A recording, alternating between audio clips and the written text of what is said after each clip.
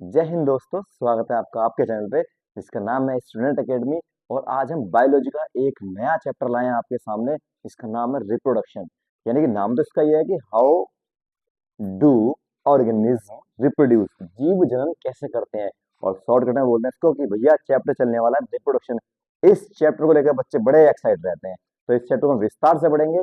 किसी बच्चे का कोई डाउट नहीं रहेगा। अगर किसी को कोई समस्या आती है तो कमेंट बॉक्स में कमेंट करके पूछ सकता है।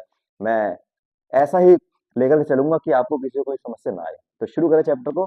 चैप्टर शुरू करते हैं और आपकी बोर्ड की परीक्षा में थोड़ा सा सहयोग करते हैं। तो पहला जो है टॉपिक हमारा आता है रिप्रोडक्शन के बारे में। रिप्रोडक्शन क्या होता है? हिंदी में इसको बोलते हैं जनन या प्रजनन। कुछ लोग जनन बोलते हैं, कुछ लोग प्रजनन बोलते हैं। तो रिप्रोडक्शन है क्या? कहने का मतलब मेरा ये है कि जो जातियां धरती पर मौजूद हैं, जो स्पीसीज धरती पर मौजूद हैं, वे स्पीसीज अपने ही जैसे बच्चों को जन्म देती हैं। और वो जो जन्म देने का जो प्रोसेस है या जन्म देना होना होता है, उसे ही बोलते हैं प्रजनन, रिप्रोडक्शन। यानी कि पुरानी जातियों से नई जातियों की उत्पत्ति प्रजनन यानी कि जनन यानी कि रिप्रोडक्शन कहलाती है। बात क्लियर हो गई? ओके, डेफिनेशन पढ़ लेते हैं एक बार। वो क्या है? The production of new organism from existing organism of the same species is known as the reproduction. समान जातियों से नई नई जातियां उत्पन्न करना ही क्या कहलाता है? वो कहलाता है प्रजनन। बात क्लियर हुई? ठीक है। हिंदी में एक ही प्रजाति के मौजूद जीवों के नए जीवों का उत्पादन प्रजनन के रूप में जाना जाता है। मौजूद जीव या जीवों के माता पिता कहा जाता है और उनके द्वारा उत्पन्न नए जीवों को संतान कहा जाता है। क्या बात है! यानी कि जो अभी मौजूद हैं वो माता पिता हैं, और जो नए पैदा होंगे वो संतान होंगी, ऑफ स्प्रिंग होंगी, ठीक है, संतति होंगी। तो इन सबको कहा जाता है। अब बात यहाँ पे ये है कि जीव जनन करते क्यों है। प्रश्न तो ये है कि भाई चलो ठीक है, प्रजनन क्या होता है, रिप्रोडक्शन क्या होता है, वो तो हम जान गए। अब जानना हमें ये है कि जीव जनन करते क्यों हैं, क्यों करते हैं बच्चे पैदा, है।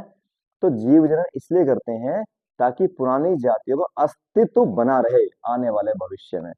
जो भूतकाल में जातियां थी वो भविष्य काल में बनी रहे और आगे तक बनी रहे, इसलिए जीव जनन करते हैं। जैसे आपने सुना होगा पहले धरती पर डायनासोर थे, अभी वो नहीं है, तो अब हम कहाँ से देखें?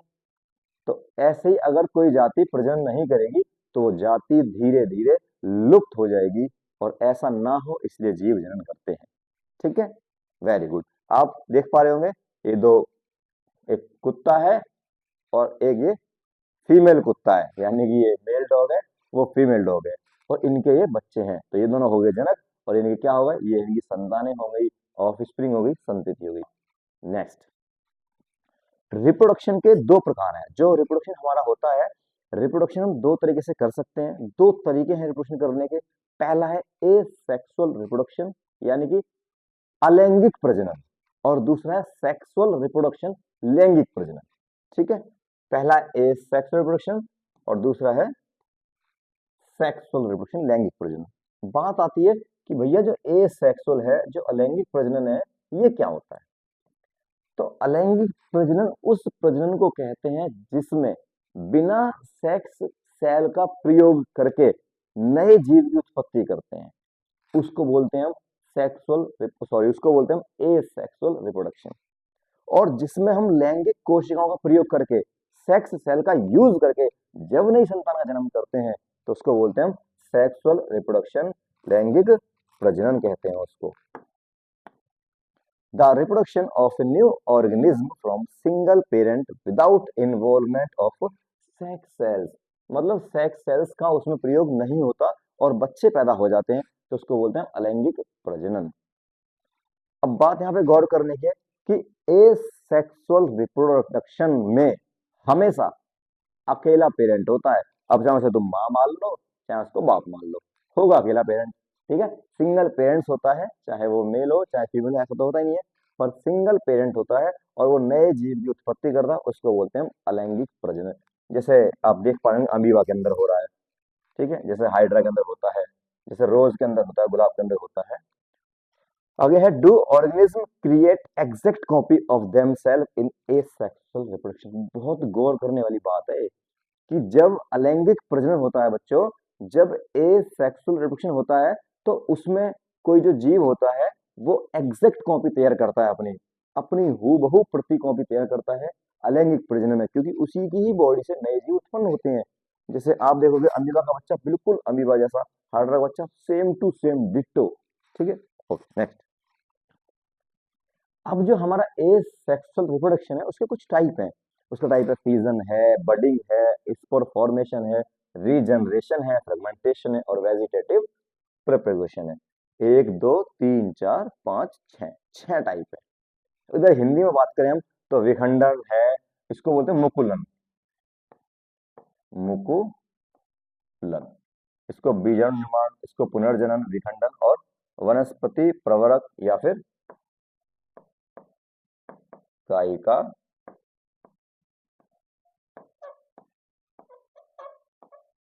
प्रवर्धन, ये है। समझ में आया? और बाकी ये जो सारे सारे हैं उसके मैंने यहाँ पे एग्जाम्पल रखे हैं। फ्यूजन का एग्जाम्पल ये है, और ये बडिंग का एग्जाम्पल है नीचे मुकुलन का, ये फ्रेगमेंटेशन का है, ये रीजनरेशन का है, स्पोर फॉर्मेशन का, और ये वेजिटेटिव प्रोपेगेशन का। इन सबको डिटेल में पढ़ेंगे, वन बाई वन करके नंबर नंबर से पढ़ेंगे। ठीक है, तो शुरू करते हैं फ्यूजन। तो आपका नया टॉपिक शुरू होता है फ्यूजन, और फ्यूजन के बारे में हम बात करते हैं। फ्यूजन क्या होता है कि जब कोई यूनिसेलुलर ऑर्गेनिज्म, एक कोशिकीय जीव, दो भागों में या दो से अधिक भागों में विभाजित हो जाता है, टूट जाता है और संतानें उत्पन्न करता है, उसको बोलते हैं हम फ्यूजन, विखंडन। In the process of a fusion, a unicellular organism split or divide two or more new offspring, that is called fission, विखंडन। बात समझ में आई? इसका एग्जाम्पल पूछेगा आपसे, तो इसका एग्जाम्पल बच्चों क्या है? अमीबा है। याद रखना है, पेपर में यही पूछेगा कि भैया फ्यूजन किसके अंदर होता है? फ्यूजन होता है अमीबा के अंदर। ठीक है, आप देख पा रहे होंगे ये जो अमीबा है अकेला, ये दो भागों में टूट गया, और अगर कोई एक जीव वो दो भागों में टूट जाता है उसको बोलते हैं फ्यूजन। बात समझ आई? और अब एक समझने वाली बात क्या है भैया, ये फ्यूजन भी दो तरह का होता है। एक होता है फ्यूजन में बाइनरी फ्यूजन, कैसा होता है? Binary fusion. और एक होता है multiple fusion. Binary fusion, multiple fusion. Bi का मतलब होता है दो, एक जीव दो भागों में टूटा, बाइनरी फ्यूजन। एक जीव दो से अधिक भागों में टूटा, मल्टी फ्यूजन, मल्टीपल फ्यूजन। और ये किसके अंदर होता है? ये होता है प्लाज्मोडियम के अंदर। देखो आप, ये प्लाज्मोडियम है, ये एक बार में बहुत सारे बच्चे पैदा कर देता है अपने, बहुत सारे भागों में टूट जाता है, तो ये हो गया प्लाज्मोडियम। और ये सिर्फ दो भागों में टूटता है, तो ये हो गया बाइनरी फ्यूजन। आगे देखते हैं, आगे होगा इसके बारे में। ये रहा, ये फ्यूजन के दो प्रकार हैं, बाइनरी फ्यूजन, मल्टीपल फ्यूजन, मैं बता चुका हूँ आपको इसके बारे में। और इसमें क्या होता है, अमीबा में ये एक जीव दो भागों में टूट जाता है, बाइनरी फ्यूजन हो गया। और ये हमारे पास सामने क्या है, यहाँ पे ये जो जीव हमारा पैरामीशियम है, ये जीव भी कितना है, ये दो भागों में टूट गया। तो जब कोई अकेला जीव विखंडन विधि में मूल जीव विभाजित होकर दो, ये याद रखने वाली बात है, दो, सिर्फ दो जीवों में टूटेगा तो होगा वो बाइनरी फ्यूजन। एग्जाम्पल में अमीबा है, पैरामीशियम है, लीशमैनिया है और बैक्टीरिया है। और और मल्टीपल फ्यूजन में क्या होता है बच्चों? मल्टीपल फ्यूजन में एक जो जीव होता है वो दो से अधिक भागों में टूट जाता है। जैसे एग्जाम्पल में क्या है, एग्जाम्पल में ये रहा प्लाज्मोडियम। नेक्स्ट, आगे चलते हैं। आगे हमारा बडिंग, नेक्स्ट टॉपिक बडिंग, जिसको हिंदी में बोलते हैं मुकुलन। क्या होता है बडिंग? बडिंग में कोई जीव होता है, उस जीव के ही शरीर के किसी हिस्से से उसके ही ऐसा जीव निकलना शुरू करता है, और जैसे जैसे वो थोड़ा सा प्रौढ़ हो जाता है, मैच्योर हो जाता है, तो वो उस पेरेंट्स बॉडी से अलग हो जाता है। और इस तरीके से जब बच्चे जन्म लेते हैं, जब संतानें उत्पन्न होती हैं, उस मेथड को बोलते हैं हम मुकुलन बडिंग। आप देख पा रहे होंगे ये हाइड्रा है, हाइड्रा की बॉडी के अंदर यहाँ से एक छोटा सा मुकुल निकलता है, ये फिर थोड़ा और बड़ा होता है, और फिर ये थोड़ा और बड़ा होता है, और जब ये मेच्योर हो जाता है तो यहाँ से अलग हो जाता है और एक नई संतान उत्पन्न हो जाती है, इसे बोलते हैं बडिंग। वहीं एक एग्जाम्पल और है खमीर का, ईस्ट इसको बोला जाता है। ईस्ट का क्या है कि ये जीव है, इसके यहाँ से बर्ड निकलती है, फिर ये बर्ड थोड़ी और बड़ी होती है, फिर ये और बड़ा होता है और ये अलग हो जाता है और बाहर। तो जब बॉडी के ही हिस्से से एक छोटी सी बर्ड निकल के मेच्योर होने के बाद में अलग हो जाती है, उसको बोलते हैं बर्डिंग। एग्जाम्पल में हाइड्रा और ईस्ट। नेक्स्ट टॉपिक, अगला टॉपिक है हमारा स्पोर फॉर्मेशन, बीजाणु निर्माण। बीजाणु निर्माण क्या होता है बच्चों? बीजाणु निर्माण में जो हमारे पास में एक जीव है जिसका नाम है राइजोपस। ठीक है, राइजोपस जो जीव है, इस राइजोपस जीव के बारे में बात करी जाए तो इसके ऊपर जो है बहुत सारे ये कोलोमेलिया जो होता है, कोलोमेला के अंदर जो है यहाँ पे स्पोरेंजियम होता है। ये स्पोरेंजियम, यहाँ पे बहुत सारी छोटी छोटी छोटी छोटी स्पोरेंजियम में क्या होती हैं, शैल होती हैं। ये मैं दिखा रहा हूँ आपको, आप देख पा रहे होंगे इस शैल को, ये शैल है। फिर एक दिन ये स्पोरेंजियम फट जाता है, और जब ये फट जाता है, देखो इसमें आप देख पा रहे डायग्राम में, ये फट गया, और फटने के बाद में ये सारे के सारे अंदर की जो शेल है ये एनवायरमेंट में घूमती रहती है, और ये जब तक घूमती रहती हैं, जब तक इनको इनके हिसाब की परिस्थितियां या कंडीशंस नहीं मिल जाती, जिस दिन मिल जाती है उसी दिन ये कहीं रोटी पे कहीं ब्रेड पे बैठ जाती हैं और वहां पे ग्रो कर जाती हैं, और इस तरीके से जीव का जन्म होता है। तो उसको बोलते हैं स्पर फॉर्मेशन, बीजाणु निर्माण। और ये कोशिश करते हैं कि इन्हें कहीं अंधेरे की जगह मिल जाए, नमी मिल जाए, वहां पे बैठ सकें, किसी रोटी वगैरह के, रोटी पे ब्रेड पे, उस जगह पे, जिसको कोई फफूंद बोलते हैं। आप इसकी डेफिनेशन पढ़ सकते हैं एक बार। बीजाणु निर्माण में मूल पौधे सैकड़ों सूक्ष्म प्रजनन इकाइयां बनाता है, जिन्हें बीजाणु कहा जाता है। जब पौधे के बीजाणु आवरण फट जाता है तो हवा में फैल जाते हैं, और जब हवा में उड़ने वाले बीजाणु अनुकूल परिस्थितियों जैसे नमी और गर्म परिस्थितियों में भोजन या मिट्टी पर उतरते हैं, तो वहां वे अंकुरित होकर नए पौधे का निर्माण करते हैं। ये तरीका भी हमारा क्या है, ये तरीका भी हमारा किसका है, एसेक्सुअल रिप्रोडक्शन का है। नेक्स्ट, आगे टॉपिक हमारा है रीजनरेशन, इसको बोलते हैं हिंदी में पुनर्जन्म। पुनर्जन्म क्या होता है, रीजनरेशन क्या होता है? रीजनरेशन का मतलब है कि कोई पौधा है, उसको 3 पार्टों में काट दिया या 4 में काट दिया, तो उसके हर पार्ट को, उसका जो हर पार्ट है, सभी हिस्से अपने आप में नए प्राणी के रूप में विकसित हो जाते हैं। जिससे आप देख पा रहे होंगे, ये हमारे पास प्लेनेरिया है, ये प्लेनेरिया 3 भागों में डिवाइड हो गया। अब देखो ये वाला जो भाग था, जो डिवाइड हो गया था, ये तो पूरा अपने आप में तैयार हो गया, मैच्योर हो गया, ये भी तैयार हो गया, ये भी तैयार हो गया। ऐसे एग्जाम्पल हाइड्रा भी है, इस हाइड्रा को बीच में से काट दिया, तो आधा हिस्सा ऊपर आधा हिस्सा नीचे। अब जो ऊपर वाला हिस्सा उसके तो नीचे आ गया हाइड्रा, और जो नीचे वाला हिस्सा है इसके ऊपर हाइड्रा आ गया, और नया हाइड्रा तैयार। तो रीजनरेशन का मतलब क्या होता है कि पुराने ही बॉडी से नई बॉडी अलग हो जाती है उनके हिस्सों से। हल्का जैसे मान लो कि इसमें हूँ, मेरा से हाथ काट के रख दिया साइड में, उस हाथ में एक नया जीव बन जाए बिल्कुल मेरे जैसा ही। अगर ऐसा हो पाता है तो उसको हम क्या बोलेंगे, रीजनरेशन बोलेंगे, लेकिन संभव नहीं है। इनमें होता है तो इनमें संभव है। अब एग्जाम्पल की बात करें तो इसके एग्जाम्पल क्या है, इसके एग्जाम्पल है प्लेनेरिया और हाइड्रा। नेक्स्ट टॉपिक, आगे चलते हैं। अगला टॉपिक है हमारा फ्रेगमेंटेशन यानी खंडन। फ्रेगमेंटेशन में क्या होता है कि एक जीव 2 से अधिक भागों में टूटता है और बाद में विकसित होकर नया जीव बना लेता है, उसको बोलते हैं फ्रेगमेंटेशन।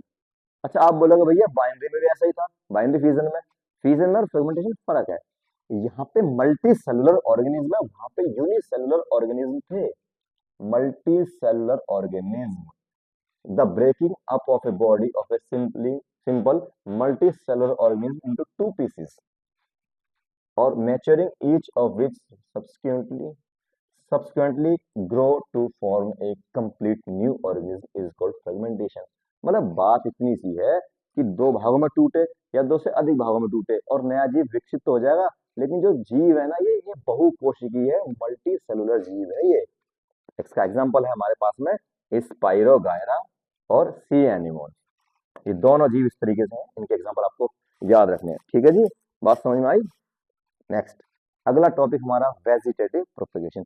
वेजिटेटिव प्रोपेगेशन में क्या होता है कि पौधा है हमारा, पौधे के किसी भी पार्ट से, रूट से, स्टेम से और लीफ से, पौधे के पुराने भागों से, जड़, तना, पत्ती से नया पौधा तैयार होता है, नए प्लांट विकसित किए जाते हैं, उसको ही बोलते हैं कायिका प्रवर्धन या vegetative propagation. New plants are obtained from the part of old plants like stem, roots and leaves without the help of any reproduction organ। किसी भी लैंगिक अंग का प्रयोग नहीं करते, इनका ही करते हैं, तीनों का, स्टेम का करेंगे, रूट का करेंगे, लीफ का करेंगे। The green grass grow in the field after rain from the dry old stem of a grass plant present in the field by the method of vegetative propagation. जब बरसात पड़ती है, बरसात के मौसम के बाद में खेतों में, ग्राउंड में, प्लॉटों में घास उग जाती है, वो सब इसी मेथड का तो यूज करते हैं। एग्जाम्पल देखेंगे आप, हमारे पास में ये अदरक है। अदरक एक तरीके की क्या है, स्टेम है, यहाँ से निकलता है। आलू है, एक तरीके की जड़ है, ठीक है। ये है, ये भी जड़ है, ये ब्रायोफिलम, ये लीफ है और ये स्टेम है। तो कहने का मेरा मतलब ये है कि तने से नया पौधा विकसित हो जाएगा, लीफ से नया पौधा विकसित हो जाएगा और जड़ से नया पौधा विकसित हो जाएगा। और इस तरीके से जब पौधे विकसित होते हैं तो उसको बोलते हैं हम कायिका प्रवर्धन, वेजिटेटिव प्रोपेगेशन। अच्छा, अब आता है आर्टिफिशियल प्रोपेगेशन। कृत्रिम प्रवर्धन क्या है भैया? जहां भी आर्टिफिशियल शब्द का यूज आ गया, इसका मतलब वहां पे मनुष्य की कुछ ना कुछ खुरापात है। आर्टिफिशियल प्रोपेगेशन का मतलब ये है कि मानव के द्वारा, मानव खुद अपने द्वारा नए नए पौधों को विकसित करता है, पौधों के पुराने भागों से ही। उसको बोलते हैं हम कायिक प्रवर्धन, ओ सॉरी, उसको बोलते हैं कृत्रिम प्रवर्धन, artificial propagation. The process of growing many plants from the plants by man made method. मनुष्य के द्वारा बनाई गई तकनीकों के द्वारा जब पौधों के भागों से नए नए पौधे तैयार करे जाते हैं, उसको बोलते हैं हम कृत्रिम प्रवर्धन। एग्जाम्पल, सॉरी ये पीछे आते हैं एक बार। तीन तरीके हैं हमारे पास में, तीन मेथड है करने के कायिक प्रवर्धन के, ठीक है। तीनों मेथड मैं आपको बताता हूँ। पहला है कटिंग, जिसको बोलते हैं कर्तन। दूसरा है लेयरिंग, जिसको बोलते हैं दाब लगाना, दाब लगाना। और तीसरा हमारे पास में ग्राफ्टिंग, जिसको बोलते हैं हम कलम बांधना, कलम बांधना। तीन तरीके हैं, तीनों तरीकों को हम नंबर नंबर से देखेंगे। पहला तरीका कटिंग। कटिंग का क्या मतलब है कि जैसे गुलाब का पौधा है, गुलाब पौधा उग रहा है, उसको आधा काटो और जमीन में गाड़ दो, नया पौधा तैयार। तो ये मेथड हमारा कटिंग का है। आप देख पा रहे होंगे इसमें, ये गुलाब है, यहाँ से काटा और इसको काट के आप जमीन में लगा दोगे तो नया पौधा उग जाएगा। तो कटिंग किसमें होता है? गुलाब में होता है।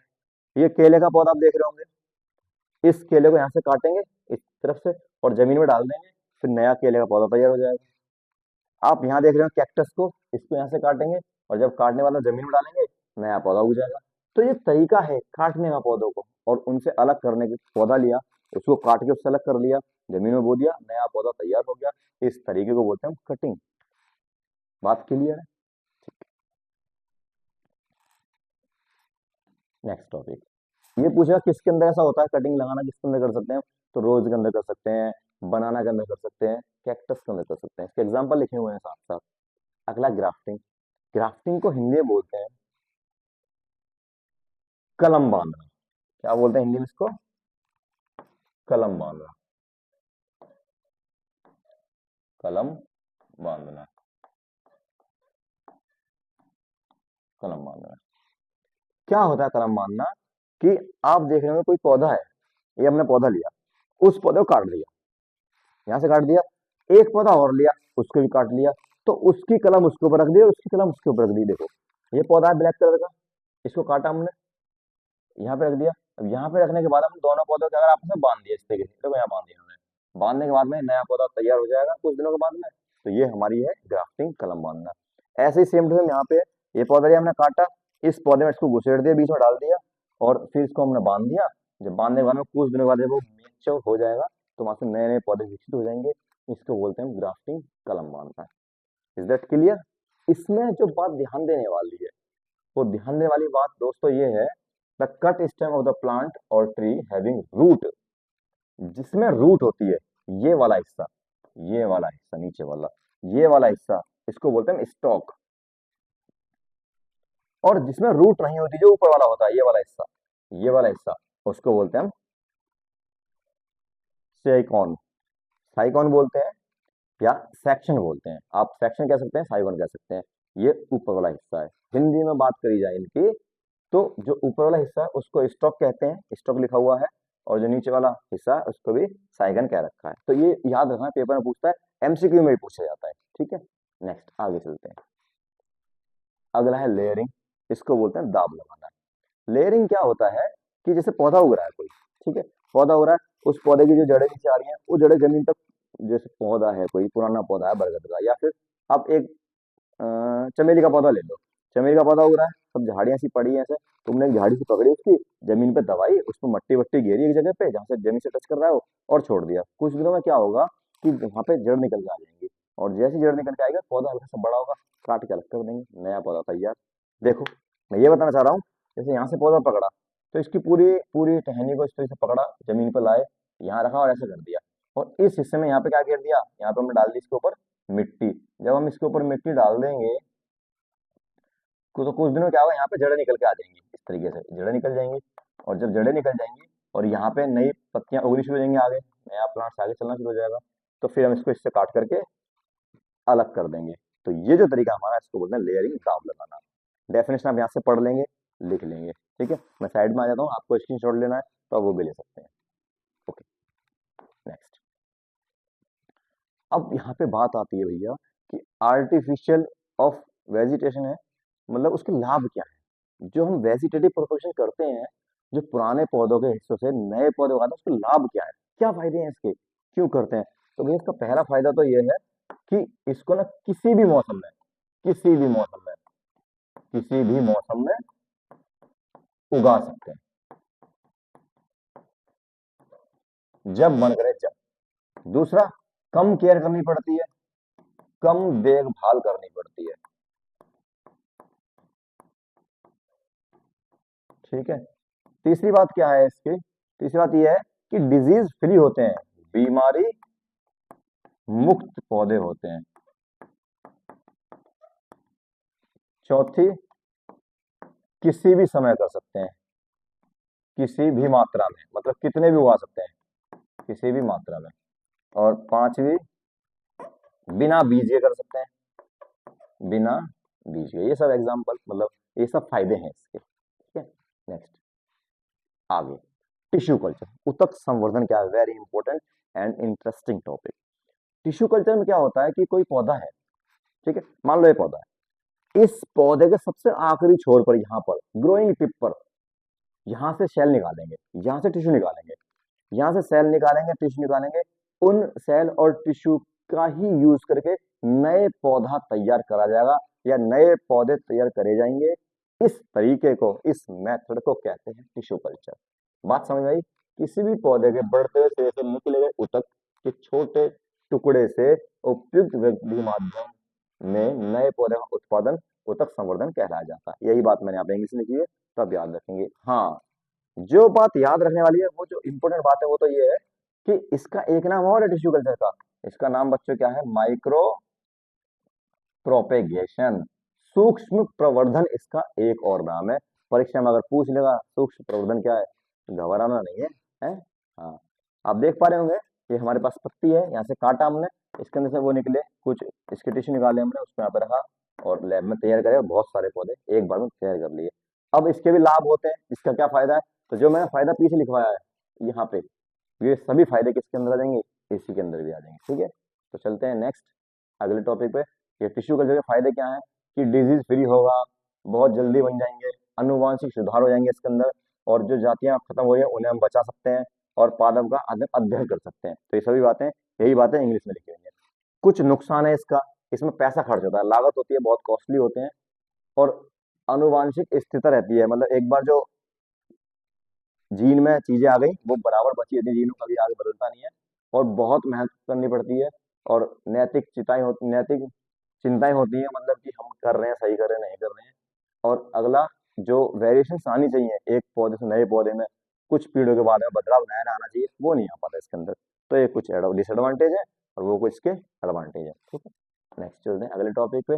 अच्छा जी, ये तो वेरी इंपोर्टेंट क्वेश्चन है, बार बार पूछा जाता है, कई बार पूछा गया है। क्वेश्चन क्या है, क्वेश्चन ये है, do organism create exact copy of themselves in asexual reproduction.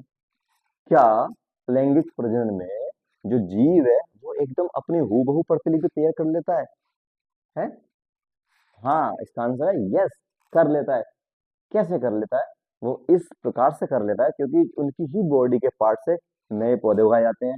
जब हमारी बॉडी की सेल का यूज करके नया प्लांट उगाया जाता है, तो वो हूबहू एक जैसा, वैसे गन्ना है हमारे पास में, ये हमारे पास में क्या है दोस्तों, ये हमारे पास में गन्ना है, ये गन्ना है, अब गन्ने को हमने यहाँ से काटा, यहाँ से काटा, यहाँ से काटा, 4-5 गन्ने उगा दिए, तो सारे गन्ने इसके जैसे ही तो होंगे, क्योंकि इसी से बनाए गए हैं।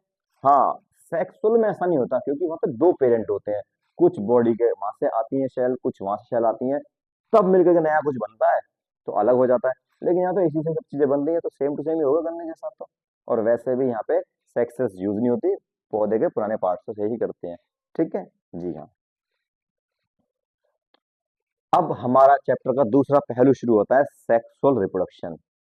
ए सेक्सुअल तो खत्म हो चुका है, अब चालू करते हैं हम सेक्सुअल रिप्रोडक्शन। और सेक्सुअल रिप्रोडक्शन क्या होता है, और समय है, इस समय बज रहे हैं रात के 12।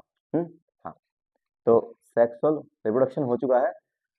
तो सेक्सुअल रिप्रोडक्शन मतलब है यौन प्रजनन। लैंगिक प्रजनन क्या होता है, लैंगिक प्रजनन का मतलब है कि जब दो पेरेंट्स, मेल और फीमेल, उनकी सेक्स सेल्स का यूज करके जब नया जीव उत्पन्न किया जाता है, उसको बोलते हैं हम sexual reproduction. The reproduction of new organism from two parent by making use their sex cells. Sex cell का बच्चों एक नाम और है गैमेट, बोलते हैं उसको, GAMETS, गैमेट। गैमेट को हिंदी में बोलते हैं युग्मक। जब ज्यादा होते हैं तो युग्मकों, और एक होता है तो युग्मक। तो आप समझे, क्या समझे, कि जो मेल और फीमेल हैं, पेरेंट्स जो हैं, उनकी सेक्स सेल्स यूज करी जाएगी। जो मेल है उसकी मेल सेक्स सेल होगी, जो फीमेल है उसकी फीमेल सेक्स सेल होगी।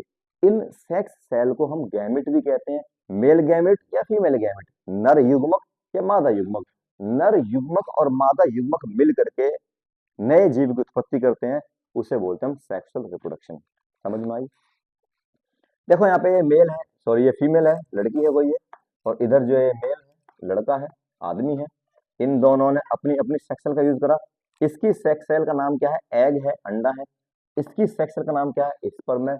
दोनों ने सेक्स सेल्स अपनी यूज करी और आपस में मिलाई, तो उस तरीके से नए जीवन की शुरुआत होती है। मनुष्य में इस तरीके से होता है।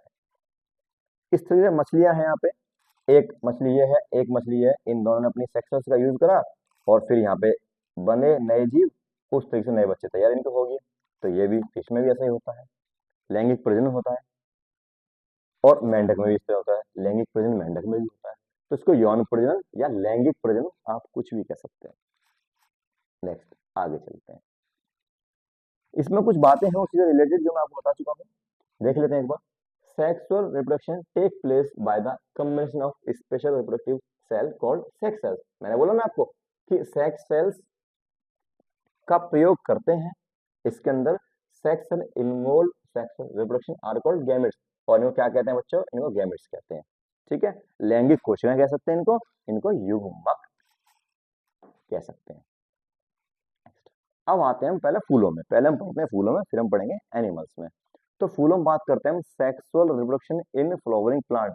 फूलदार पौधों में लैंगिक प्रजनन। देखो मैं आपको बता दूं कि एनिमल्स में क्या होता है कि उनके पास सेक्स ऑर्गन होते हैं। सबको पता है कि भाई मेल के पास में होते हैं सेक्स ऑर्गन, फीमेल के पास में भी होते हैं। पौधों के पास भी होते हैं सेक्स ऑर्गन। कभी आप सोचे हो, किसी बहम में मत रहना बेटा, पौधों में भी क्या होते हैं, सेक्स ऑर्गन पाए जाते हैं। लेकिन उनके सेक्स ऑर्गन पौधों पे कहीं लटके हुए नहीं होते, वो आते हैं फूलों में। जो पौधे पे फूल आता है उस फूल के अंदर होते हैं उनके सेक्स ऑर्गन। ठीक है जी। The male organ of flower called स्टेमन।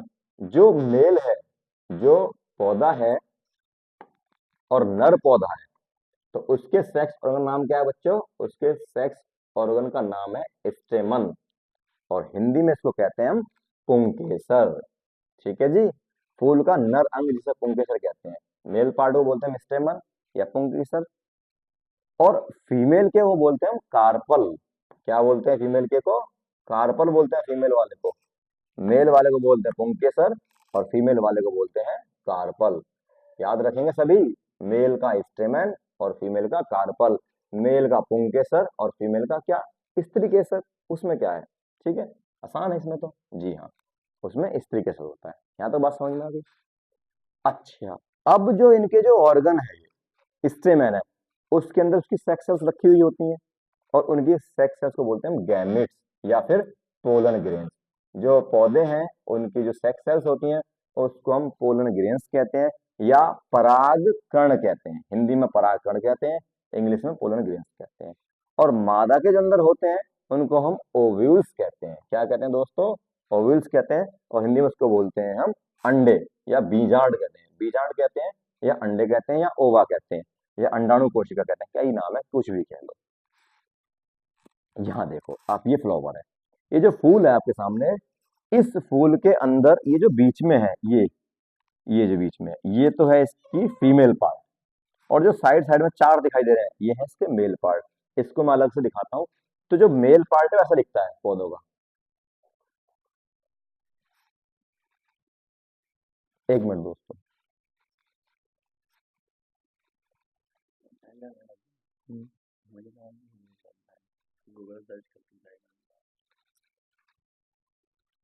हाँ, कुछ नहीं भैया, कुछ कह रहे थे तो।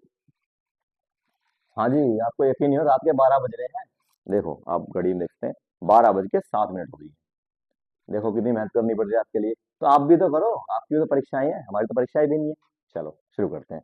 हाँ, तो बात यह है कि ये जो मेल पार्ट है, इस मेल पार्ट को देखो इस तरीके से दिखाई देता है फूलों का मेल पार्ट। ये तो ये तो होता है फिलामेंट, इसको बोलते हैं तंतु। फिलामेंट, तंतु, फिलामेंट, तंतु। और ये होता है ऊपर जो रखा हुआ है एंथर, हिंदी में इसको बोलते हैं परागकोश। इसी के अंदर रखी होती है इसकी सेक्स सेल्स, जिनका नाम है पोलन ग्रेन्स, परागकण। और उधर वो फीमेल पार्ट है। अब फीमेल पार्ट का जो ऊपर वाला हिस्सा, ये थोड़ा चिपचिपा होता है, इसका नाम है स्टिग्मा, वृत्तिकाग्र। और ये नली आती है, इसका स्टाइल। और ये बीच में है, इसको बोलते हैं ओवरी, अंडाणु। ओवरी अंडाशय होती है। इसके अंदर जो बीज रखे हुए हैं, सेल रखी हुई है इसकी, जिसको गैमेट्स बोलते हैं या सेक्स सेल्स बोलते हैं, वे है अंडाणु, एक्स ओवम। नेक्स्ट टॉपिक, ये देखो फूल अब डिटेल में दिखा। ये जो फूल है, इस फूल के अंदर ये वाला जो पार्ट है, ये वाला जो बीच में पार्ट हम देख रहे हैं, ये जो पार्ट आप देख पा रहे होंगे बच्चों, ये ये जो पार्ट है पूरा, ये फीमेल पार्ट है। पौधों में ये फीमेल पार्ट होता है। इस फीमेल पार्ट के भी तीन भाग हैं। ये ऊपर ऊपर का हिस्सा जो है, ये वाला हिस्सा, ये होता है स्टिग्मा, इसको बोलते हैं वृत्तिकाग्र। वृत्तिकाग्र। ये जो नली सी है, ये जो नली आ रही है यहाँ से यहाँ तक, ये जो नली है, इस नली का नाम है स्टाइल, वृत्तिका। और जो बीच में है मटका सा, इसको बोलते हैं हम ओवरी, अंडाशय। बात समझ में आई? पूरा इसका नाम क्या है? कार्पल, स्त्री केसर, स्त्री केसर। वैसे ही मेल पार्ट है, ये 1 2 3 4 5 6 दिखा रखे हैं यहाँ पे मेल पार्ट। तो सबसे ऊपर की बात करें मेल पार्ट की, इस मेल पार्ट का बच्चा नाम क्या है? स्टेमन, पुंकेसर। पुंकेसर नाम है मेल पार्ट का। तो अब इसके दो भाग हैं। ऊपर वाला जो भाग है ये, इसका नाम है एंथर, पराग कोश। और जो डंडी सी इस पे लटका हुआ खड़ा हुआ है, उसका नाम है फिलामेंट, तंतु। बात समझ में आ गई? फीमेल की सेक्सेस होती है यहाँ पे, ये अंदर ओवरी के अंदर होती है, जिसको बोलते हैं ओव्यूल, अंडाणु। और मेल की सेक्सेस कहाँ होती है? इसमें होती है। इनको बोलते हैं क्या? अभी तो बताया था, बोलो। पोलन ग्रेन्स, पराग कण, पराग कण, पोलन ग्रेन। बात समझेगी? अब ये तो बात थी जो हमें बहुत इंपॉर्टेंट हमारे काम की है। आगे इसमें कुछ बातें और देखिए, जो कलरफुल पार्ट है पौधे का, ये जैसे पत्ती है संतरी सी है, ये फूल की जो पत्ती है, पंखुड़ी, पंखुड़ियां ये गुलाब की सी है, लेकिन ये गुलाब नहीं है। इसकी जो पंखुड़ियां हैं, इसको बोलते हैं बच्चों पेटल, पंखुड़ियां पेटल। और ये जो हरी पत्ती है, इसको बोलते हैं सेपल। और इसको बोलते हैं रिसेप्टर, रिसेप्टल बोलते हैं, बाहर जिस पर रखा हुआ होता है, बाह्य दल कहते हैं। तो ये फूल का एक डायग्राम है, आपको समझना है कहाँ पे क्या था। नेक्स्ट आगे चलते हैं। तो ये सब वही बातें मैंने बताई आपको कि मेन पार्ट होता है फ्लावर में, एक तो रिसेप्टल होता है, सेपल होता है, पेटल होता है, स्टेमन होता है, कार्पल मैं आपको सब बता चुका हूँ। और रिसेप्टल क्या होता है? जिसपे फूल पूरा रखा हुआ होता है। सेपल क्या होता है? ये बता चुका हूँ। पेटल क्या होता है? ये सब बता चुका हूँ। तो इसमें कोई ऐसी नई बात नहीं है, बस वही है जो बता चुका हूँ। लेकिन हाँ, एक बात है, all the petals taken together are called corolla. मतलब सारी की सारी जो पत्तियां होती हैं, उसकी पंखुड़ी होती है कलरफुल, वो जहां रखी होती है सारी सारी, उसको क्या बोलते हैं हम? कोरोला बोलते हैं उसको। बस इतना ही है, बाकी कुछ नहीं है। और नेक्स्ट मैं इसके बारे में भी बता चुका आपको कि स्टेमन मेल पार्ट होता है, बता दिया एक पौधे का मेल पार्ट होता है जिसके अंदर पोलन ग्रेन्स होते हैं। और stamen is made up of two part, दो भागों से बना हुआ होता है, पहला फिलामेंट तंतु, दूसरा एंथर होता है, परागकोश होता है, ठीक है। और the stock of स्टेमन is called filament and swollen top of the स्टेमन is called anther, मतलब फूला हुआ जो भाग होता है उसको एंथर बोलते हैं, परागकोश बोलते हैं, जो खड़ा होता है उसको हम फिलामेंट बोलते हैं। और pollen grains contain the male gametes, जिसको हम मेल सेक्स सेल्स बोलते हैं, वो रखी होती है परागकण सेल के अंदर। अब ये फीमेल पार्ट है कार्पल। अब ये कार्पल क्या होता है? कार्पल होता है फीमेल पार्ट, ये तो बताया, पौधे में मादा भाग होता है। अब ये पूरा पौधे का पार्ट है, तो ये पूरा क्या है? ये पूरा कार्पल है, यहाँ से लेकर यहाँ तक पूरा कार्पल है। ये स्टिग्मा, ये स्टाइल और ये ओवरी, यही सब बातें लिखी हुई है। आराम से आप डिटेल में इसको बैठ के तसल्ली से पढ़ना। नेक्स्ट आगे चलते हैं। आगे फ्लावर दो तरह के हैं, ये यहाँ से बात शुरू होती है अब आगे। भैया जो फूल हैं, जो फ्लावर है, वो है दो तरह के। एक फूल तो ऐसे हैं जिसके अंदर मेल भी उसी में ही है और फीमेल भी उसी में ही है, मतलब दोनों के दोनों सेक्स एक ही फूल में है। जिस फूल में दोनों के दोनों सेक्स होते हैं, मेल भाग भी और फीमेल भाग भी, वो होता है बाइसेक्सुअल फ्लावर, उभयलिंगी फूल। और जिसमें सिर्फ एक ही सेक्स होता है, या तो मेल ही होगा या फीमेल ही होगा, वो होता है यूनिसेक्सुअल फ्लावर, एक लिंगी पुष्प। तो यूनिसेक्सुअल फ्लावर क्या होते हैं? जिनमें सिर्फ एक सेक्स होता है। The flowers which contain only one sex organ, either स्टेमन और कार्पल, या तो ये होगा या तो ये होगा, वो यूनिसेक्सुअल। जिसमें दोनों होंगे, उसमें पुंकेसर भी होगा भैया और उसमें स्त्री केसर भी होगा। The flower which contain the both sex organ, stamen as well as carpel, stamen भी होगा कार्पल भी होगा, उसे बोलते हैं हम बाई सेक्सुअल फ्लावर। अब परीक्षा में सवाल बनता है कि ए सेक्सुअल फ्लावर का एग्जाम्पल बताओ, पूछेगा तो बता दोगे? तो अरे तुम तो शक्तिमान हो, हैं बता दोगे? पपैया है, पपीता कहवे हैं यार, और ये तरबूज है यार, ये भी कहना तरबूज। तो ये दोनों पौधा ऐसा है, यहाँ में एक ही आ गया, या तो मेल ही होगा या फीमेल ही होगा। कभी ऐसा नहीं हो सकता कि एक घर के बाहर पपीते का पौधा और उसी में मतलब फल आ जाए, कभी नहीं होगा। क्योंकि भैया मेल पार्ट भी तो चाहिएगा या फीमेल पार्ट भी तो चाहिएगा। हाँ, क्योंकि ये एक लिंगी पौधे होते हैं। और द्विलिंगी या उभयलिंगी कौन से होते हैं? ये होते हैं सरसों का खेत, अर्थ हिबिस्कस, चाइना रोज कहते हैं इसको, गुड़हल और सरसों, ये हमारे कैसे हैं? बाइसेक्सुअल फ्लावर है। एग्जाम्पल जरूर याद करने बच्चों, एग्जाम्पल बहुत जरूरी याद करने। हाँ, एक बात मैं आपको बता दूं, पेपर अटेम्प्ट करने के माध्यम से, जब आप परीक्षा कर रहे हो, परीक्षा हॉल में जब आप एग्जाम कर रहे होंगे, तो जिस चैप्टर में, जैसे बायोलॉजी का चैप्टर चल रहा है और आपसे सवाल पूछा जाता है, तो जहां तक संभव है, जहां भी तुम डायग्राम बना सकते हो जरूर बनाओ, और एग्जाम्पल जहां लिख सकते हो तुरंत लिखो बिना उसके पूछे। नेक्स्ट, पोलिनेशन, परागण क्या होता है? नेक्स्ट टॉपिक है पोलिनेशन क्या होता है, परागण। एक मिनट पानी पी लेता हूँ थोड़ा सा, इतने आप इसको डेफिनेशन में पढ़ेंगे, ऐसे ही छोड़ लेंगे।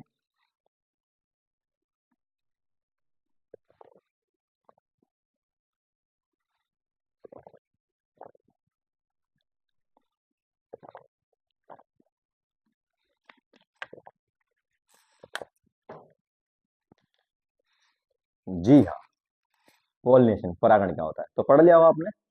पॉलिनेशन का मतलब ये है कि एक प्रोसेस है पूरी। इसमें जो पौधा है, पौधे के जो मेल सेल हैं, मेल सेल, वो वहां से चल करके पौधे के फीमेल सेल तक पहुंचते हैं। मतलब मेल पार्ट से निकलते हैं पोलन ग्रेन्स और वो फीमेल पार्ट तक पहुंचते हैं, उसे बोलते हैं पॉलिनेशन, परागण। The transfer of pollen grains बता चुका हूं मैं आपको क्या होते हैं पोलन ग्रेन्स। मेल होती है, मेल की सेक्स सेल्स होती हैं फूल के अंदर। Transfer of pollen grains anther to stamen to the stigma of carpel is called pollination. यानी कि यहां से मेल पार्ट निकलेंगे भाई, और कहां से पहुंच जाएंगे? इसके फीमेल पार्ट तक पहुंच जाएंगे बस। देखो यहां से मेल पार्ट निकले और ये कहां पहुंचे? निकल कर गए कहां पहुंचे? फीमेल पार्ट तक पहुंचे, और फीमेल पार्ट तो ये फीमेल पार्ट है, ऐसा होता है फीमेल पार्ट ऐसा। तो यहां से निकलेंगे पोलर ग्रेन्स और निकल कर कहां पहुंचेंगे? फीमेल पार्ट पे। मेल पार्ट के पराग कोश से पराग कण निकलकर मादा के वृत्तिकाग्र पर पहुंच जाते हैं, इसको बोलते हैं पॉलिनेशन। बात समझ में आई? वेरी गुड, यह है पॉलिनेशन। अब भैया पॉलिनेशन है दो तरह का, एक पॉलिनेशन है सेल्फ पॉलिनेशन और एक पॉलिनेशन है क्रॉस पॉलिनेशन। सेल्फ को बोलते हैं स्वपरागण। तो पहले सेल्फ ये देख लो, क्रॉस बाद में देखेंगे। सेल्फ पॉलिनेशन का मतलब क्या होता है बच्चों, कि एक ही फूल है, उसी फूल के मेल पार्ट निकलेंगे, उसी फूल में चले जाएंगे। जो हमारा एक फूल है, उसी फूल के मेल पार्ट में से पोलन ग्रेन्स निकलेंगे और उसी फीमेल के स्टिग्मा पर पहुंच जाएंगे। सेम फूल पर पहुंच जाए या फिर एक ही पौधे के दूसरे फूल पर पहुंच जाए, मतलब पौधा ना बदले, फूल बेशक बदल जाए पर सेम ही फूल पहुंचने चाहिए। सेम फूल के, सेम प्लांट के पौधे फूल पर पहुंच जाए या सेम फूल के अंदर ही पहुंच जाए, तो उसको बोलते हैं self pollination. When the pollen grains, when the pollen grains, क्या हो जाता है बार बार, when the pollen grains from the anther of a flower are transferred to the stigma of the same flower, या तो सेम फ्लावर हो और another flower on the same plant, या दूसरा फ्लावर हो पर पौधा सेम हो, ऐसा हो जाता है तो उसको बोलते हैं सेल्फ पॉलिनेशन। आप देख रहे होंगे यहां से पोलन ग्रेन्स निकले, इन्होंने जूम करके दिखाया हुआ है, यहां से देखो पोलन ग्रेन्स निकले हैं और निकल गए कहां आ रहे हैं, ये निकल गए उसी फूल पर आ रहे हैं। तो ये क्या हो गया, सेल्फ पॉलिनेशन। ठीक है बच्चों। अब क्रॉस पॉलिनेशन होता है, वो क्या होता है, उसमें दूसरे फूल पे चले जाएंगे, दूसरे पौधे के दूसरे फूल पे, दूसरा पौधा होगा ना, तो उस पे जो फूल आ रहा होगा वहां चले जाएंगे इस पौधे के फूल से निकल करके। ये देखो, यहाँ से पोलर गैस निकले, यहाँ पे पोलर गैस होते हैं, यहाँ से पराग कण निकले और निकल करके वो दूसरे फूल के मादा के स्टिग्मा पर पहुंचते हैं, तो इसको बोलते हैं क्रॉस पॉलिनेशन। डेफिनेशन सामने है, आप लिख सकते हैं, देख सकते हैं। नेक्स्ट, अगला topic fertilization, very important topic है। फर्टिलाइजेशन क्या होता है, फर्टिलाइजेशन को बोलते हैं निषेचन। निषेचन तब होता है जब पराग कण में उपस्थित नर युग्मक बीजाणु में उपस्थित मादा युग्मक के अंडे के साथ जुड़ता है। मतलब बार बार अभी क्या होता है कि मेल पार्ट के पोलन ग्रेन्स आ रहे थे, फीमेल कहाँ आ रहे थे, स्टिग्मा पे, यहाँ पे आ रहे थे, स्टिग्मा पे ऊपर। अब क्या होगा, स्टिग्मा पे आने के बाद में यहाँ से ये एक जो है पोलन ट्यूब बना लेंगे। पोलन ट्यूब बनाने के बाद में ये सीधा आएंगे नीचे, और नीचे आने के बाद में जो ये मादा के पास में जो सेक्स सेल्स होती हैं, जिसको हम ओवम बोलते हैं, अंडे बोलते हैं, उससे जाकर के क्या करेंगे, मिल जाएंगे। मिलने के बाद में ये नई सेल बना लेंगे, इसको हम क्या बोलेंगे, निषेचन बोलेंगे। बात समझ में आई। मतलब मेल पार्ट का सीधा किससे मिल जाना, एग से मिल जाना, निषेचन कहलाता है। ऊपर हिंदी में लिखा हुआ है या इंग्लिश में लिखा हुआ है, डेफिनेशन आप देख लेंगे। Next, formation of fruits and seed, फलों और बीजों का निर्माण, कैसे फल बनते हैं उसको देखते हैं।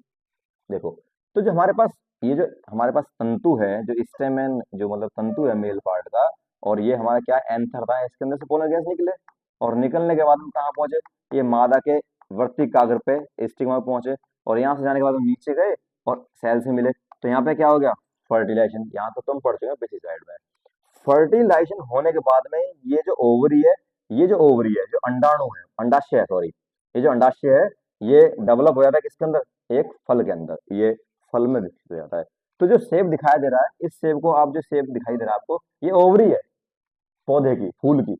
तो इसको हम खाते हैं, मतलब पौधे की जो ओवरी है उसको खाया जाता है, और जो अंदर जो है ये हमारे इसके अंदर बीज है। सेम इधर टमाटर दिखा रखा है, ये टमाटर की ओवरी होती है फूल की, जो बाद में एक फ्रूट्स में कन्वर्ट हो जाती है। नेक्स्ट टॉपिक, अब बच्चों फर्टिलाइजेशन होता है दो तरह का, ये स्लाइड ऊपर नीचे हो चुकी है, चलो कोई बात नहीं, लेकिन मैं बता दूं चुका हूं आपको फर्टिलाइजेशन क्या होता है। फर्टिलाइजेशन होता है मेल और फीमेल का जो सेल है उनका आपस में मिल जाना। पहले हम इसको पढ़ेंगे, सेक्सुअल रिप्रोडक्शन इन एनिमल। ठीक है, प्लांट्स तो खत्म हो गया है, प्लांट्स में तो एनिमल्स में पढ़ते हैं। तो शुरू करते हैं हम, सेक्सुअल रिप्रोडक्शन इन एनिमल्स। क्या होता है सेक्सुअल रिप्रोडक्शन।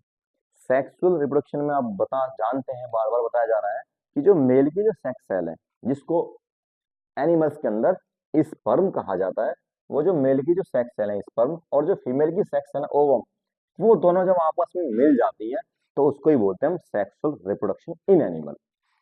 आप देख पा रहे जो मेल की सेक्स सेल होती है कुछ इस तरीके की दिखाई देती है, और जो फीमेल की जो सेक्स सेल है वो कुछ इस तरीके की दिखाई देती है। जब दोनों आपस में मिल जाते हैं उसको ही बोलते हैं हम सेक्सुअल रिप्रोडक्शन। मेल की जो सेक्स सेल उसका नाम है स्पर्म और फीमेल की नाम है ओवा। नेक्स्ट, अब गैमेट क्या होता है, युग्मक क्या होता है, अभी बताया मैंने प्लांट में सेम है, बस नाम बदल रहे हैं थोड़े थोड़े। गैमेट क्या होता है कि जो मेल की जो सेक्स सेल है ये रही स्पर्म, ये, और जो फीमेल की जो सेक्स सेल है ओवम, इसको बोलते हैं मेल गैमेट। ठीक है, लिखा हुआ है ओरल, उसको बोलते हैं फीमेल गैमेट। तो मेल गैमेट बोलो या फिर इसको स्पर्म बोलो, उसको ओवा बोलो, या फिर इसको सेक्स सेल बोलो, कुछ भी बोल सकते हैं, लैंगिक कोशिका बोलो, जो मन करे वो बोलो। तो यहाँ पे है the cell involve in sexual reproduction are called gametes. Male में होगा तो मेल गैमेट्स, फीमेल होगा फीमेल गैमेट्स। स्पर्म और ओवम भी कह सकते हैं इनको। नेक्स्ट, अब आता है जाइगोट क्या होता है। दोस्तों जाइगोट के बारे में बता दूं आपको, तो जाइगोट का मतलब ये था कि जो शेल होती है एक, जैसे आप देख पा रहे होंगे, ये मेल शेल है, स्पर्म है ये क्या है, स्पर्म है, ये मेल शेल है, और ये फीमेल शेल है,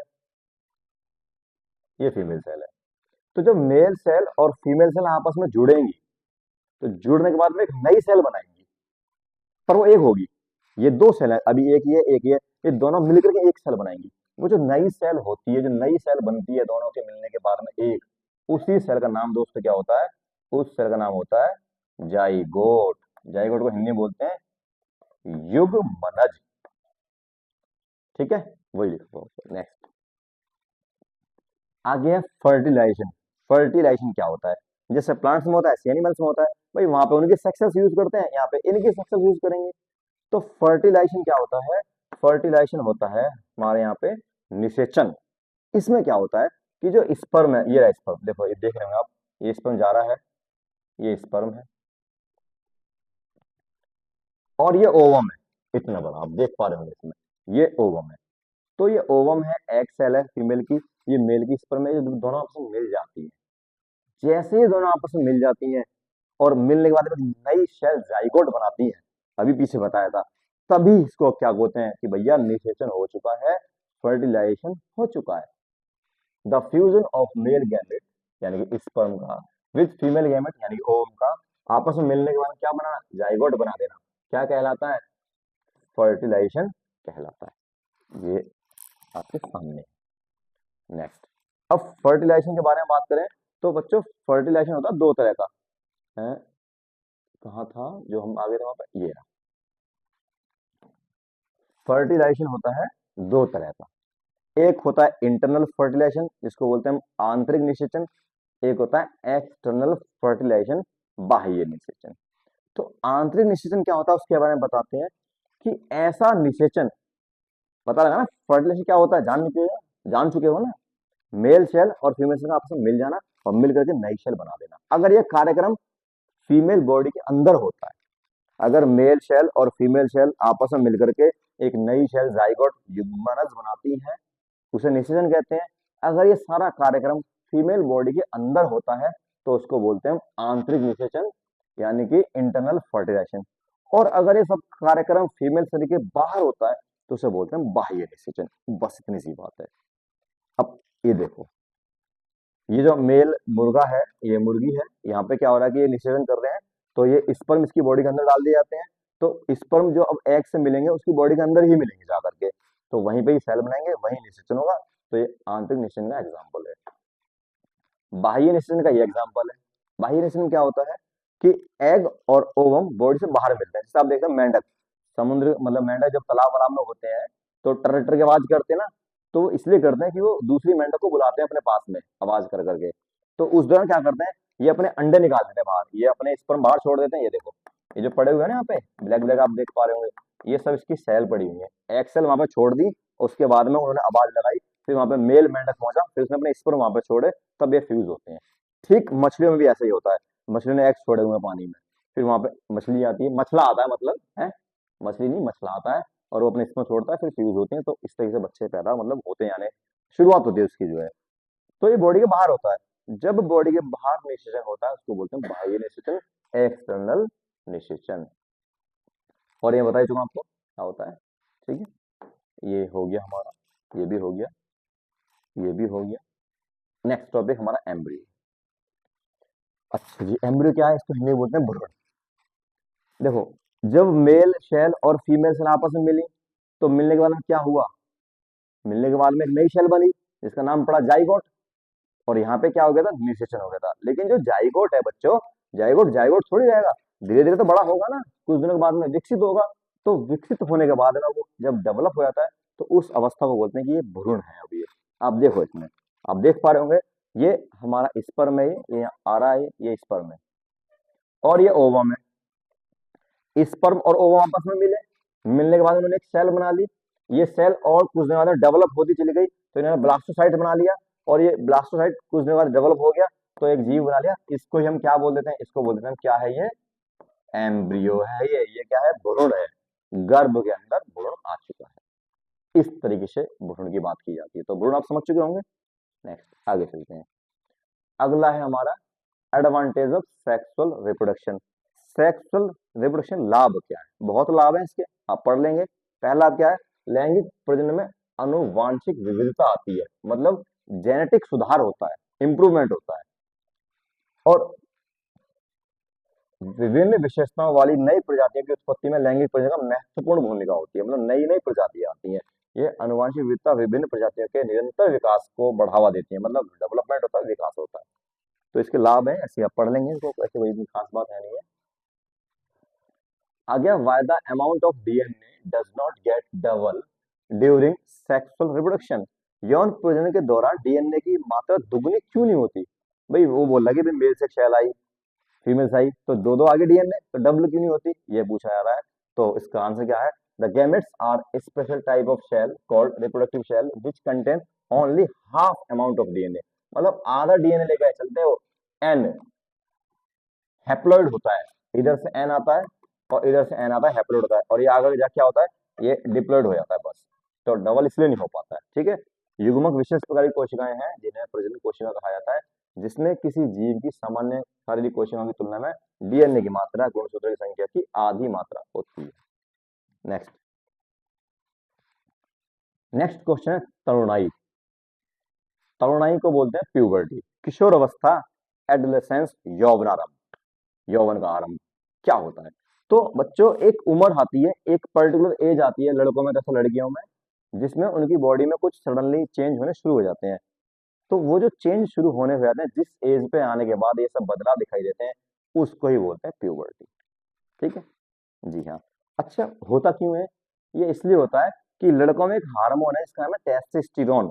वो हार्मोन एक्टिव हो जाता है, इसलिए चेंज आते हैं। और लड़कियों में भी हार्मोन है, जिसका नाम है एस्ट्रोजन और प्रोजेस्टेरोन। एस्ट्रोजन और प्रोजेस्टेरोन हार्मोन है, उसकी वजह से लड़कियों में भी चेंज आते हैं, तो उनकी बॉडी के अंदर भी चेंज होने शुरू हो जाते हैं इन दोनों हार्मोन्स की वजह से। और लड़कों में कौन सा होता है? टेस्टोस्टेरोन हार्मोन होता है। ठीक, उसको ही बोलते हैं यौवनारंभ, किशोर अवस्था। नेक्स्ट स्लाइड पे चलते हैं। अगला टॉपिक, लड़कों में क्या चेंज आते हैं? तो आप जानते हैं, बहुत बेसिक बात है कि भाई दाढ़ी आ जाना, मूंछ आ जाना है, और जनान अंगों के आसपास बाल आ जाना, आवाज भारी हो जाना, कंधे चौड़े हो जाना, बॉडी में मसल्स डेवलप हो जाना, ये सब लड़कों के अंदर चेंज है। और लड़कियों के अंदर क्या चेंज है? लड़कियों के अंदर चेंज है कि मतलब उनके अंडर आर्म्स में बाल आ जाना, ये दोनों में कॉमन है।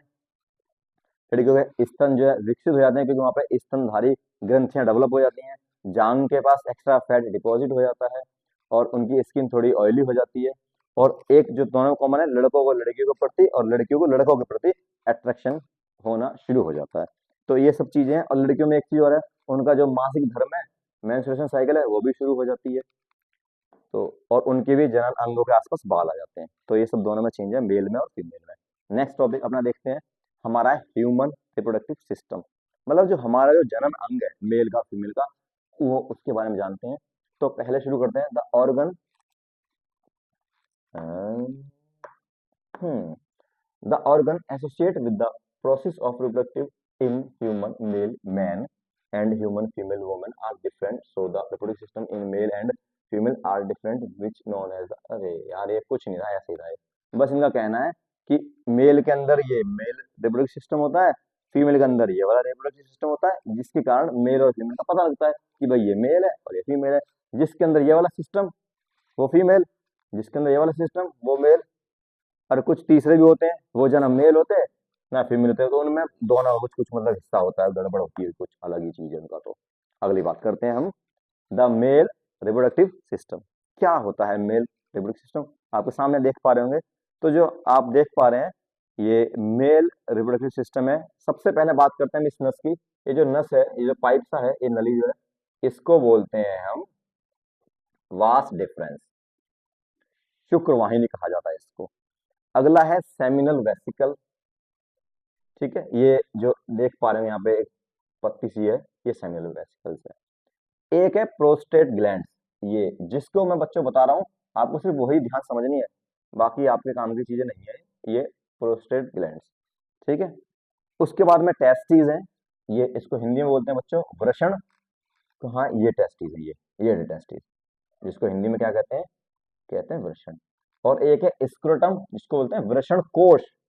ये जिस थैले से में रखे हुए हैं, ये एक पाउच सा है ना, लटका रहता है बाहर जो है, इस थैले में रखे हुए हैं कौन? वृषण कोश, ये चीजें। फिर एक ये जो है पेनिस है, ये पेनिस जो है, ये क्या करता है? ये सिर्फ स्पर्म को फीमेल बॉडी में पहुंचाने का काम करता है। इस तरीके से हमारा जो मेन में है, ये मेल रिप्रोडक्टिव सिस्टम है। आपको ध्यान रखना है इन चीजों के बारे में, क्योंकि इनका जिक्र करूंगा आगे मैं जब प्रोस्टेट ग्लैंड बोलूंगा, सेमिनल वेसिकल्स बोलूंगा, टेस्टिस बोलूंगा, स्क्रोटम बोलूंगा, तो आप समझेंगे मैं किसकी बात कर रहा हूँ, या मैं पेनिस बोलूंगा, या मैं वास डिफरेंस बोलूंगा। ठीक है, ऐसे ही हमारा एक फीमेल रिप्रोडक्टिव सिस्टम है, मादा जनन अंग। ये थोड़ा कॉम्प्लेक्स होता है, पर हमें तो अपने काम की चीजें देखनी है। तो जो हमारा जो जनन अंग है, इसके अंदर जो आप यहाँ देख पा रहे हैं, ये जो हिस्सा है, ये इसको बोलते हैं अंडाशय। ये दो होते हैं, एक इधर है, एक इधर है। ये क्या है? अंडाशय है। ठीक है जी, ओवरी है वो, अंडाशय। और ये जो पाइप से दिख रहा है आपको, ये जो पाइप है, इस पाइप का नाम बच्चों फैलोपियन ट्यूब, अंडवाहिनी या डिंब वाहिनी। एक इधर है फैलोपियन ट्यूब, एक उधर है ट्यूब सी जो है, ये फैलोपियन ट्यूब। ठीक है, इसको बोलते हैं वेजाइना। ये है योनि, ये है वेजाइना। और ये जो हिस्सा है, ये ये ये वाला, ये यूट्रस है, गर्भाशय है। और ये यूट्रस की वॉल है अंदर, ये जो वॉल लाल लाल सी देख पा रहे हैं आप दोनों तरफ से, ये यूट्रस की वॉल है। इतना ही हमको देखना है इसके अंदर, बाकी चीज आपके काम की नहीं है। हम चलते हैं आगे, नेक्स्ट। अगला टॉपिक हमारा क्या है? इम्प्लांटेशन, आरोपण क्या है? आरोपण क्या होता है? इम्प्लांटेशन क्या होता है? आपने देखा कुछ देर पहले मैंने आपको स्लाइड बताई थी, मैंने बताया था आपको कि जो मेल शेल होती है, ये नहीं दिख पा रहा है, लाइट मार्कर लेना पड़ेगा, ये लेते हैं इस बार। ये है मेल शेल, ये मेल शेल है, और ये फीमेल शेल है, दो शेल है। अब मेल शेल और फीमेल शेल आपस में मिल जाती है, जुड़ जाती है, तो जुड़ने के बाद में एक नई शेल बनाती है इस तरीके से, फिर ये ऐसे हो जाती है। ये इतना तो जानते ही है। मैंने बोला था कि मेल शेल है स्पर्म, फीमेल शेल है एग, दोनों मिली क्या बनाया? जाइगोट। जाइगोट बड़ा हुआ क्या बना है? एम्ब्रियो। एम्ब्रियो बन चुका है, वेरी गुड। अब जब एम्ब्रियो बन गया, तो हुआ क्या? एम्ब्रियो बनने के बाद में क्या हुआ? एम्ब्रियो जब बन गया तो माँ के गर्भ में था, अब उसको कहीं रुकना है। तो जिस दिन वो एम्ब्रियो माता के गर्भाशय की दीवार में धस जाता है, उसी को ही बोलते हैं हम इम्प्लांटेशन, आरोपण। ठीक है जी, ठीक है। अब यहाँ पे समझ सकते हैं कि ये जो हमारे पास में ये ओवरी थी, इस ओवरी ने एक एग बनाया, ये बना एग। ठीक है जी, ये आप एग देख पा रहे हैं, ये एग बना, अंडा बना। तो जैसे ही अंडा बना, एग बना, ये आगे चल दिया, और तुरंत ही इसमें कौन आ गया? स्पर्म आ गया। तो स्पर्म और एग आपस में मिल गया, और मिलने के बाद में यहाँ पे क्या हो गया? निषेचन होने के बाद में बन गया जाइगोट, ये रहा जाइगोट, युग्मनज बन गया, नई एक सिंगल सेल बन गई, जाइगोट, सिंगल सेल। अब ये इसका कुछ डिवीजन हुआ एक दिन के बाद में, 24 घंटे के बाद में फर्स्ट डिवीजन हुआ इसका, फिर सेकंड डिवीजन हुआ इसका, फिर थर्ड डिवीजन हुआ इसका, फिर फोर्थ डिवीजन हुआ। जब डिवीजन 4 हो गए, 4 बार ये डिवाइड होता चला गया, उसके बाद ये जो यूट्रस की जो दीवार है, ये वाली दीवार जो आप देख पा रहे हो गर्भाशय की दीवार को, इस दीवार में आकर के धस जाता है। यहाँ पे देखो अंदर चला गया ना, धस गया अंदर। तो जैसे ये गर्भाशय दीवार में धस जाता है, उसी को ही बोलते हैं इम्प्लांटेशन, आरोपण। नेक्स्ट टॉपिक, अगला है प्लेसेंटा। जब भैया वो गर्भाशय दीवार में धस गया है, तो इसको भोजन तो चाहिएगा, इस शैल को कहीं से तो न्यूट्रिशन चाहिएगा। तो क्योंकि वैसे भी बच्चा बनेगा कुछ दिनों के बाद में, बड़ा होने के बाद में विकसित होगा, जब शिशु बनेगा, तो इसको न्यूट्रिशन चाहिएगा। तो माता के गर्भ में उस एम्ब्रियो को जिस टिश्यू के माध्यम से भोजन दिया जाता है उसको ही बोलते हैं प्लेसेंटा। आप देख पा रहे होंगे ये जो नली सी है, ट्यूब से दिख रहा है आपको, ये प्लेसेंटा है। ये स्पेशल टिश्यू है जो बच्चे को भोजन प्रोवाइड करता है। भ्रूण और मां के बीच पोषक तत्व, ऑक्सीजन और अपशिष्ट उत्पादों का आदान प्रदान प्लेसेंटा के माध्यम से होता है। मतलब वेस्ट भी और ऑक्सीजन भी और फूड भी सभी इसी से आना जाना होता है। यह है प्लेसेंटा। नेक्स्ट टॉपिक है हमारा जेस्टेशन, गर्भाधान। क्या होता है गर्भाधान? गर्भाधान का मतलब है कि जब बच्चा मां के गर्भ में आ जाता है और जब तक वो जन्म नहीं लेता उस समय को, उतने बीच के अंतराल को बोलते हैं हम गर्भाधान या गर्भकाल या गैस्टेशन या जेस्टेशन। देखो ये जो बच्चा है मां के गर्भ में आ गया, जैसे ही बच्चा मां के गर्भ में आया पहला वीक हुआ, फिर वीक मतलब 1 वीक से लेकर 4 वीक हो गया, फिर 4-5 वीक से 8 वीक हो गया, फिर 9 से 13, फिर वीक होते होते फिर महीने हो गए और फिर बच्चे ने यहाँ पे जन्म लिया 9 महीने के बाद में। पहले दिन से 9 महीने तक का जो समय होता है गर्भ के अंदर उसको हम गर्भकाल बोलते हैं। बात क्लियर हो गई? ठीक है। एक बात और यहाँ पे समझनी है आपको, ओव्यूलेशन। इसको हिंदी में कहते हैं ओव्यूलेशन को अंडोत्सर्ग। अंडोत्सर्ग, अंडोत्सर्ग क्या होता है? अंडोत्सर्ग का मतलब है कि ओवरी कहाँ है, ये रही ओवरी। ये जो ओवरी है जब एग बनाती है, जैसे ही ओवरी ने एग बनाया उसी को बोलते हैं अंडोत्सर्ग। ओवरी के द्वारा एग बनाना ही क्या कहलाता है? अंडोत्सर्ग कहलाता है। अगला टॉपिक है मेंस्ट्रुएशन साइकिल, मासिक धर्म।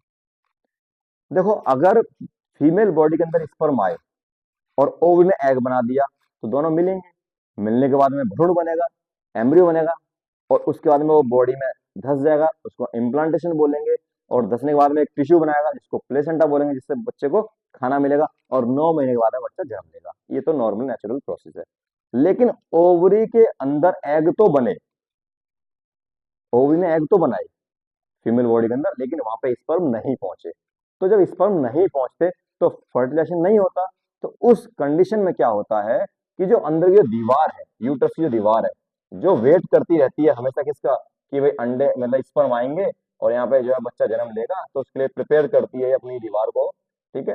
पर ये दीवार में क्या होता है कि जब यहाँ पे स्पर्म नहीं आ पाते, फर्टिलाइजेशन नहीं हो पाता, तो ये दीवार टूट जाती है और टूट करके दीवार ये ब्लड और म्यूकस के साथ में बॉडी से बाहर आती है। ब्लड सेल है, बॉडी से बाहर आती है। तो इसी को ही बोलते हैं मेंस्ट्रुएशन साइकिल, रजोधर्म, ऋतुस्राव, मेंस्ट्रुएशन फ्लो, पीरियड्स। यही होता है। तो पीरियड्स कब होते हैं? जब फर्टिलाइजेशन नहीं हो पाता। इसमें क्या है कि हर 24 दिनों, सॉरी, हर 28 दिनों के बाद में ये साइकिल दोबारा से शुरू होती है। कुछ बच्चों में 25 दिन से 28 दिन के बीच में होती है, देखने में मिलती है सभी महिलाओं में। ठीक है। और हर 14 दिन के बाद में ओवरी एग रिलीज करती है। मतलब हर 14 दिन में नहीं, जिस दिन आपके पीरियड्स होने होते हैं उससे ठीक 14 दिन पहले ओवरी एग रिलीज करती है, अंडा बनाती है। और अगर स्पर्म आ जाता है तो निषेचन हो जाएगा, और स्पर्म नहीं आ पाता है तो अगले 14 दिन के बाद में ये अंदर की दीवार टूट करके बॉडी से बाहर आ जाएगी, जिसे हम बोलते हैं साइकिल शुरू हो चुकी है। नेक्स्ट। और तकरीबन 3 से लेकर 5 दिन तक ये सभी महिलाओं में होती है। किसी में 3 दिन, किसी में 5 दिन, किसी में 7 दिन, वो डिपेंड करता है बॉडी टू बॉडी। ठीक है। नेक्स्ट टॉपिक, नेक्स्ट टॉपिक हमारा है बर्थ कंट्रोल मेथड, जन्म जन्म नियंत्रण।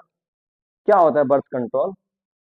महिलाओं में जो बच्चा जन्म लेता है उसको जन्म लेने नहीं देना, जन्म लेने से पहले रोकना है उसको, उसी को बोलते हैं बर्थ कंट्रोल। यानी कि बर्थ को कंट्रोल करना है, उसको बोलते हैं बर्थ कंट्रोल। 3 तरीके हैं बर्थ कंट्रोल के, 3 मेथड हैं। पहला है बैरियर मेथड, दूसरा है केमिकल मेथड, तीसरा सर्जिकल मेथड। बाधक विधि या रोधक विधि, रासायनिक विधि और शल्यक विधि। 3 तरीके हैं।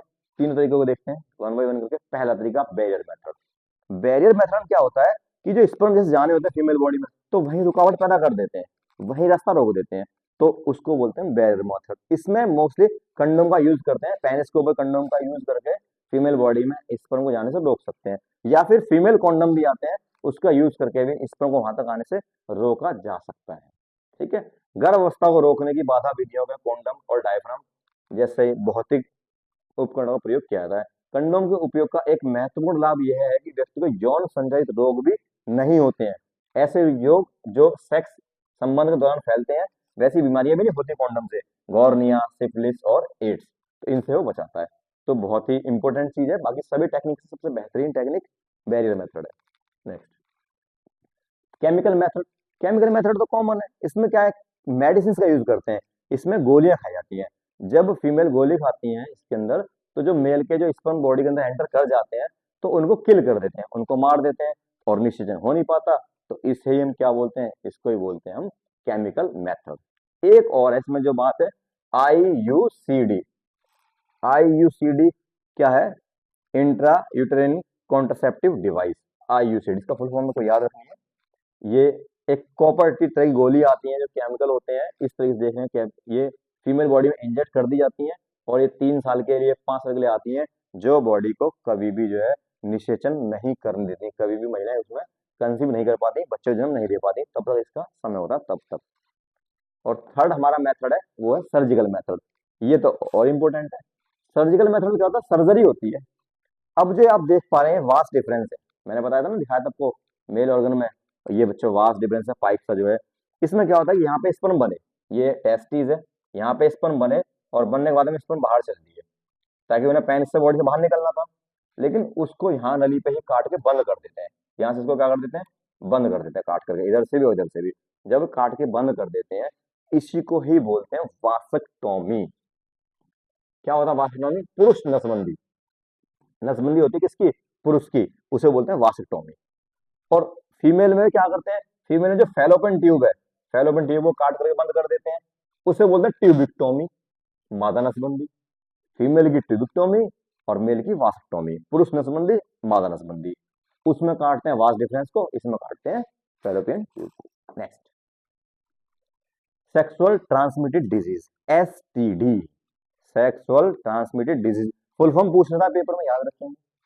सेक्सुअल ट्रांसमिटेड डिजीज क्या होती है, ऐसी डिजीज जो सेक्सुअल कांटेक्ट के दौरान एक बीमार व्यक्ति से किसी हेल्दी व्यक्ति को हो जाती है, उसे बोलते हैं सेक्सुअल ट्रांसमिटेड डिजीज।